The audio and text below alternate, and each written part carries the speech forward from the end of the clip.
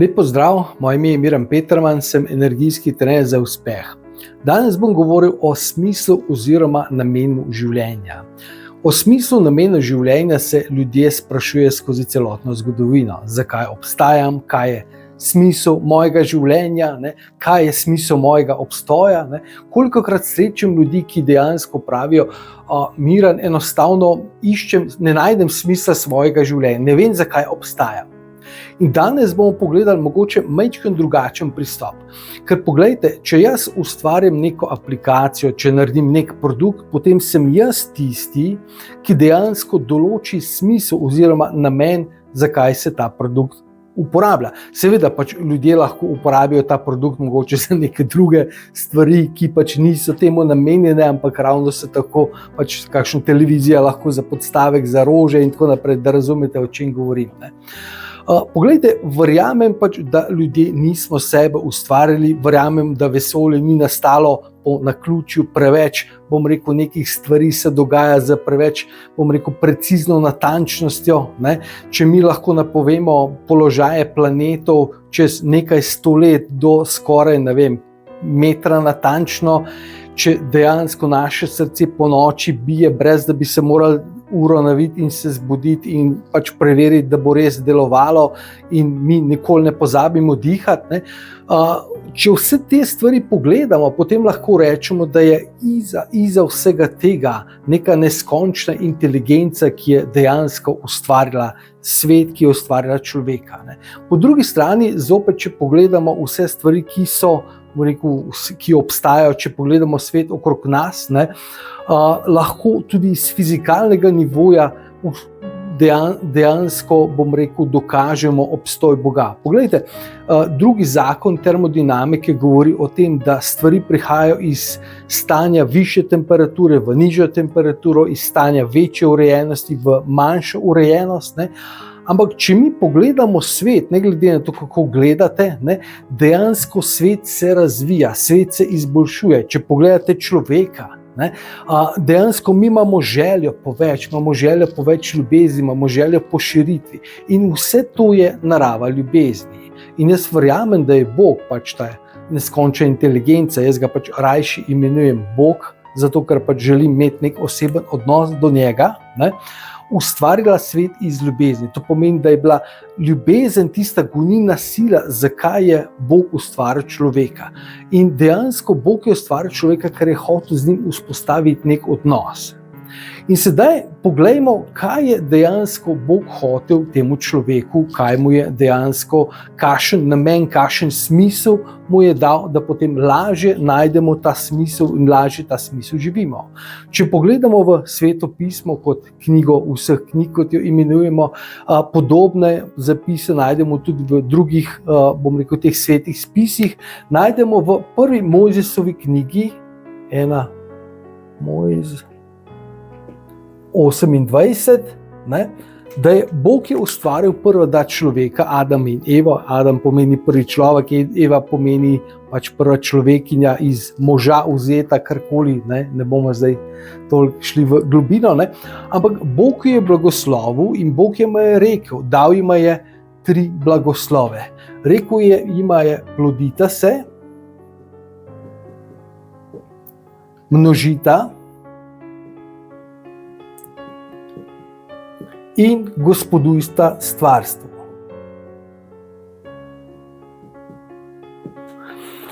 To lahko imenujemo 3 blagoslove, oziroma kot jih jaz imenujem 3 potenciale, katere je Bog dal človeku za njegovo življenje.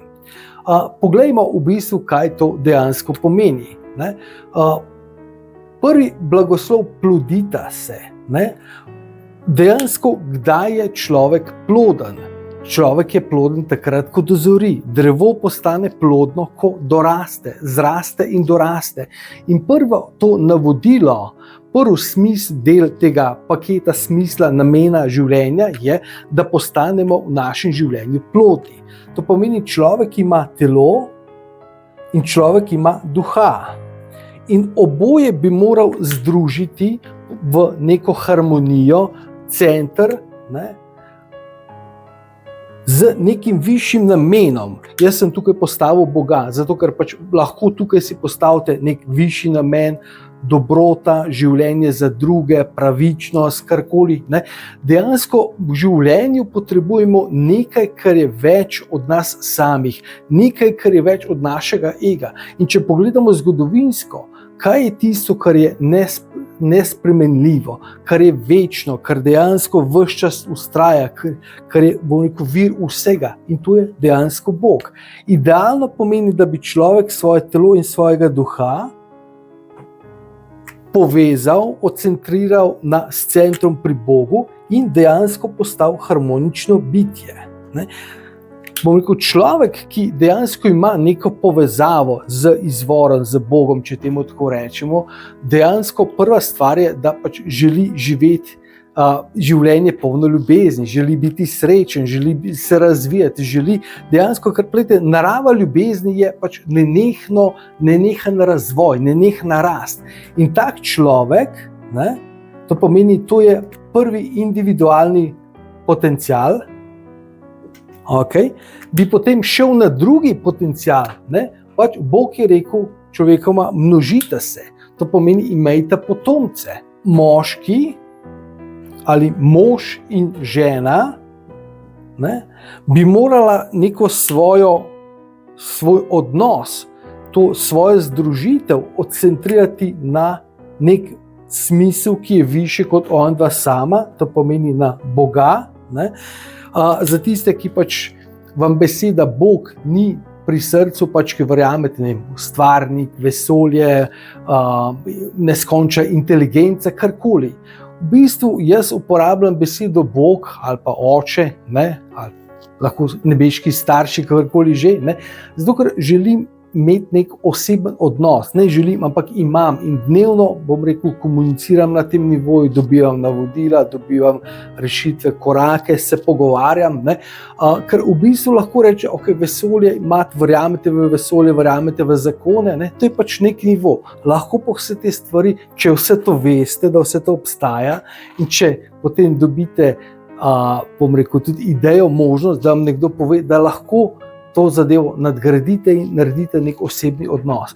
To pomeni, dva takšna harmonična človeka, ne, bi potem naredila neko partnerstvo s centrom pri Bogu in postala harmonični par.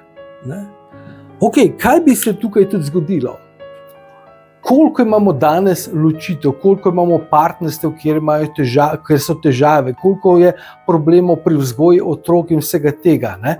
To pomeni, da če bi dve taki osebi, moški in ženska, Bog je stvaril moškega in žensko, ne, da ne bo pomote, ne, da bi dve taki osebi harmonični, dozoreli, plodni, prišli v tak odnos, to pomeni dve osebi, ki sta pripravljeni, zgrajeni, ne, ki vesta, kaj hočeta, ki dejansko imate že neko znanje v življenju, ki sta dozorela, ne, ki sta odgovorna, ne, bi potem lahko naredila nek par, ki bi bil harmonični par in dejansko v takim odnosu potem niso problem, ker pa so vrednote, pričakovanja, vse te stvari so dejansko že, bom rekel, na tem nivoju zgrajene. Ne. Se pač imamo Slovence, ne, imamo na nek način nek pregovor, najprej štalca, pa kravca. Ne. Ok, bomo pogledali še naprej. Ne. Ampak dejansko najprej bi moral človek doseči neko individualno popolnost, individualno zrelost, da bi potem šel na družino. Družina ali partnerstvo. Ne. Ok.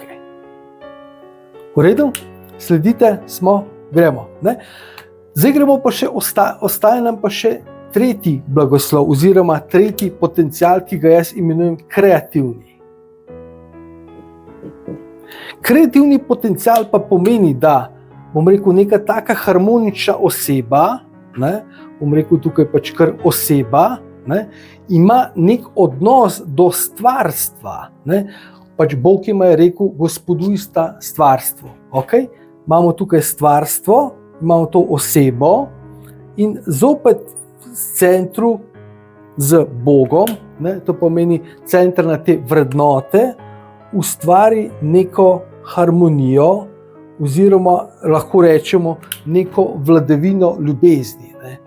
Če bi človek, ki dejansko dozori, ki postane ploden, imel potem tak odnos do stvarstva, ne, to pomeni ne glede na to, a ste zaposleni, a imate kmetijo, delate direktno z stvarstvom, če rečemo z naravo, a ste lastnik podjetja, če dejansko je v centru vašega življenja so vrednote, če v bistvu vrednote, ne, zakaj so vrednote pomembne? Prej sem že rekel, ne, da v vsakem življenju mora človek in potem tudi par in podjetje imeti neke vrednote, ki so višje kot pa dejansko naš ego, kot naše razmišljanje, kot to, ker potem te vrednote postanejo kot neka zvezda severnica, kamor se vedno lahko vprašaš, ker se vedno se lahko obrneš, se vprašaš, ok, sedaj v tej situaciji ne vem, kaj ne naredim, ok, ampak kaj pa je center mojega življenja, katere so pa vrednote, ki jih jaz zastopam, katere so vrednote, ki jih živim,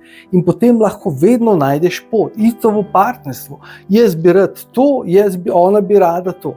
Ok, greva skupaj. Kaj so najine vrednote? Zakaj smo mi da skupaj? Kaj mi da hočeva? Kakšna je najina vizija? In kakšen je najin smisel, namen najinega življenja? In ko pogledamo mi da to zvezdo severnico, vedno lahko najdeva pot, vedno lahko najdeva rešitev in vedno lahko najdeva neko dostikrat pari vprašajo, joj, jaz hočem to, ona pa hoče to, kako ne se odločva? Ok, lahko po vsej verjetnosti verjamem, da obstaja še neka tretja možnost oziroma način, kako lahko te stvari obrnemo, skombiniramo, da dejansko vsi trije, oba lahko najde preko tretje možnosti zadovoljstvo in dejansko pač gresta naprej v isti smeri. Ne?